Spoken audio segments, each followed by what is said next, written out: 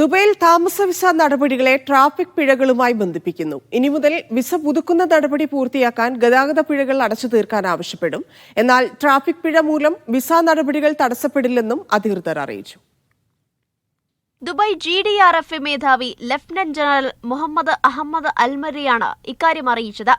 പരീക്ഷണാടിസ്ഥാനത്തിലാണ് ഇപ്പോൾ traffic പിഴകളെയും visa നടപടികളെയും പരസ്പരം ബന്ധിപ്പിച്ചിരിക്കുന്നത്. വിസ പുതുക്കാനുള്ള നടപടികൾ പുരോഗമിക്കുമ്പോൾ ഉദ്യോഗസ്ഥർ ട്രാഫിക് പിഴകൾ പൂർണ്ണമായോ ഭാഗികമായോ അടച്ചു തീർക്കാൻ ആവശ്യപ്പെടും. ഇക്കാര്യം ആവശ്യപ്പെടുന്ന സന്ദേശം വിസ അപേക്ഷകർക്ക് ലഭിക്കും. എന്നാൽ തൽക്കാലം ട്രാഫിക് പിഴകൾ അടക്കാത്തതിന്റെ പേരിൽ വിസ പുതുക്കുന്ന നടപടികൾ തടസ്സപ്പെടില്ലെന്ന് അധികൃതർ അറിയിച്ചു. പരീക്ഷണാടിസ്ഥാനത്തിലായതിനാൽ GDRFയുടെ എല്ലാ കേന്ദ്രങ്ങളിലും ട്രാഫിക് പിഴ ഓർമ്മപ്പെടുത്തുന്ന സംവിധാനം ഏർപ്പെടുത്തിയിട്ടില്ല എന്നും അധികൃതർ അറിയിച്ചു. 2014 ഇത്തരത്തിൽ വിസ നടപടികളെ ട്രാഫിക് പിഴകളുമായി ബന്ധിപ്പിക്കുന്ന നടപടി പ്രഖ്യാപിച്ചിരുന്നു. Media 1 Dubai.